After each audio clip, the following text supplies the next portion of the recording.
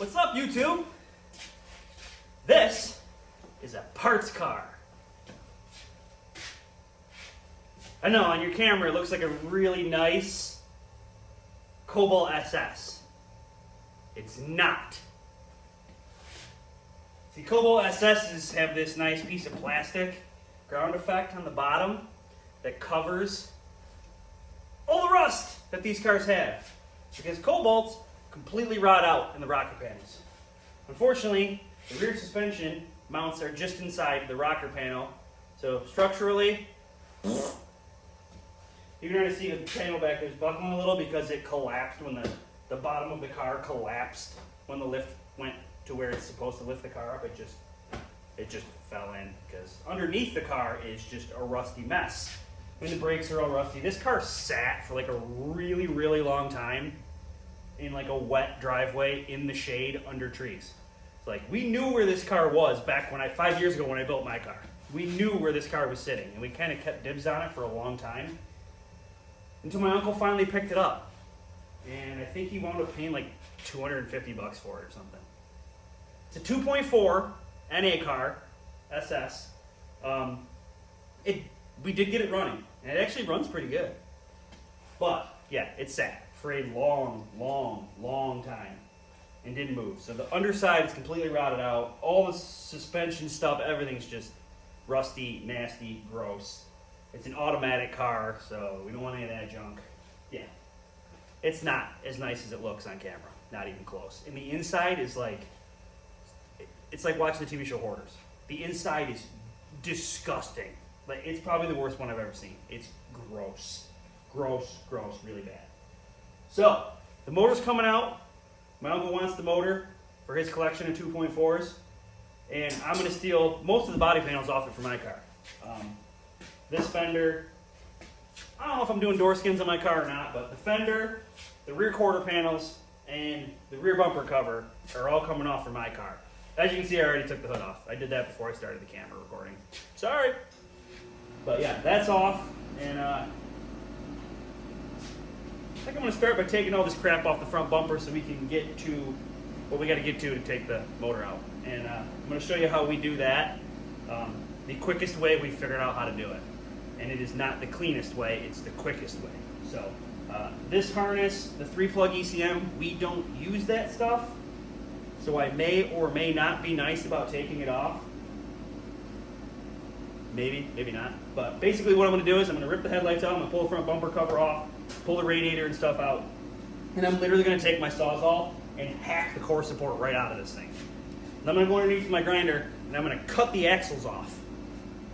Yep, I'm going to cut the axles off. And then unbolt the motor mounts, rip the fuse box out, and pull the motor right out the top. Motor training, everything right out the top. And then Don can have that part, and I'll strip the body off.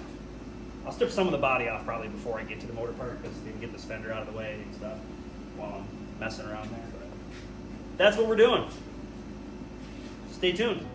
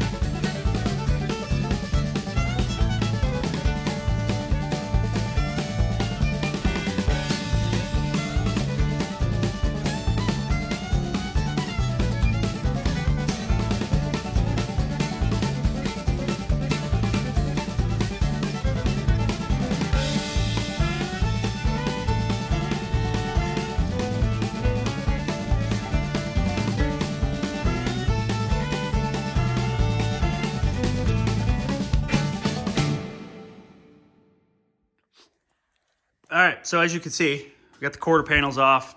Well, trunk lid, even though I don't need it. You saw me skin this door over here.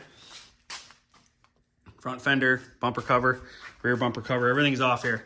Yeah, I struggled a little bit with this one because when I cut the wheel well here, I must not have got it quite good enough. I must have still had some spot weld or something holding on, so it fought me a little bit coming off. But as you can see, there's like some glue here.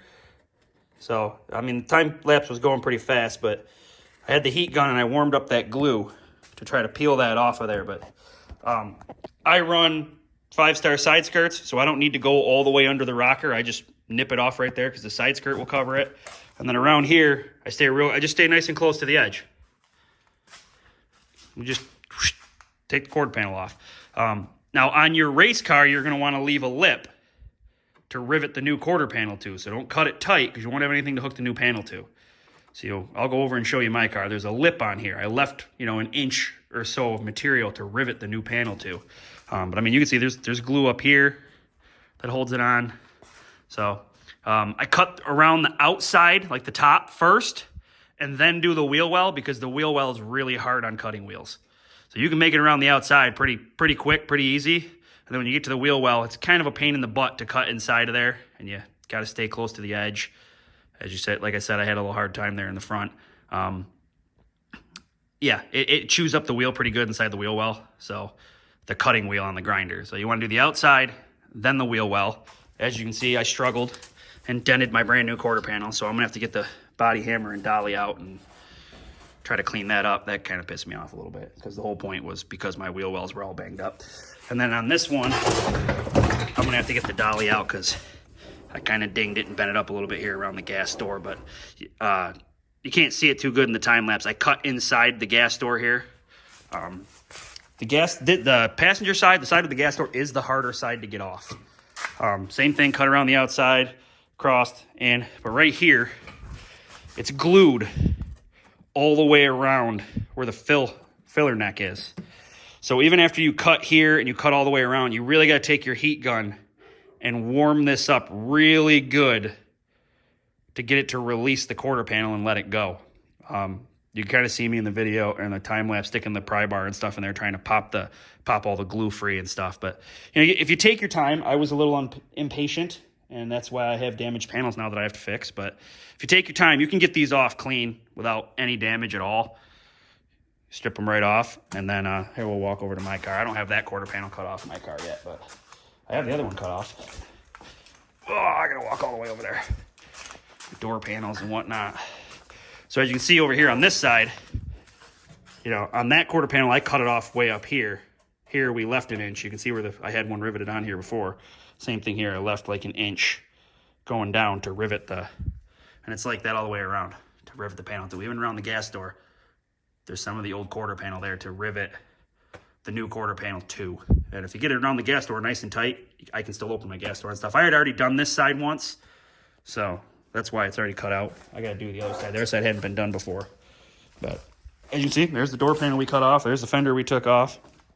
I run an aftermarket nose piece, so we don't have that. The bumper cover is laying back there on the floor that I took off. So we're getting the body panels moved over here. I don't really need anything else off this car. So that's it for body panels. This fender's got a big old dent in it, so we don't want that. That door's pretty good, but it doesn't open. So it'd be pretty hard for me to skin it. And I could pull this fender off, I guess. But I got a driver's door off another car sitting outside that's mint that I can skin if I ever need a driver's door. But my driver's door actually on my car was still good. That was one of the panels I'm actually going to reuse. So as far as body panels, we're good. That's it for this car. Now I got to pull the motor out, which is a whole nother process. We're going to pull this front bumper off, take the radiator out, drain the fluid, and then I'm going to take my Sawzall and I'm going to cut the core support right here on both sides and take this whole chunk out. And we'll go in here and we'll take all this out of here, unhook all the wiring and everything, pull it off to the side. And then we should be able to undo the motor mounts, hack the axles off, cut the exhaust off, and up and out it should go. So that's what we're doing now. And let me tell you, none of this is easy with this thing on my hand. You see how dirty this thing is from me working? None of this is easy. It's an absolute struggle. The first part of the time lapse there, it doesn't look like I really do anything because it's taking me so long to take the little screws and stuff out of the inner fender liners and the front bumper and stuff because I can't grip anything and hold the ratchet to turn it. So yeah, that first there's a little small chunk of time lapse before the bigger chunk of time lapse, and it just, yeah, Not fun. This thing is annoying. I want it off my hand. So we are getting done what we can get done, but it's a slow process. So back to time lapse. I'm back. I forgot to mention something. This is a fire hazard, okay? You can see this foam down in here and stuff. If you're going to do this, it's not something you want to do and then just leave your garage, because you might have some stuff smoldering or burning and you don't realize it. This is something that you're going to want to do and then hang out in the garage for at least a half an hour afterward to make sure. And you always need to have fire extinguishers nearby. There's one back there. There's one right there. Don actually had an issue one time in his shop where they caught one of these on fire while working on it and damn near burned the garage down. So they weren't doing this job, but it doesn't matter. It can happen in a second. I mean, this is open back here. Those sparks were going into the trunk with this carpet and stuff. All right? That would not be good if this shit got down in there. I mean, this foam, this stuff all burns. That's a chance you're taking when you do this. I wanted to mention that.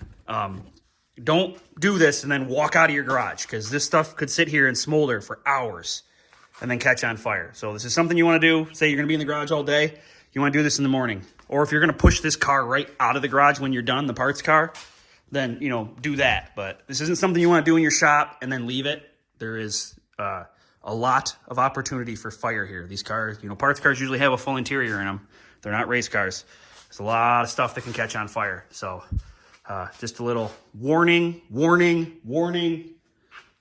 Be smart about it. Have fire extinguishers nearby. All right, now back to work.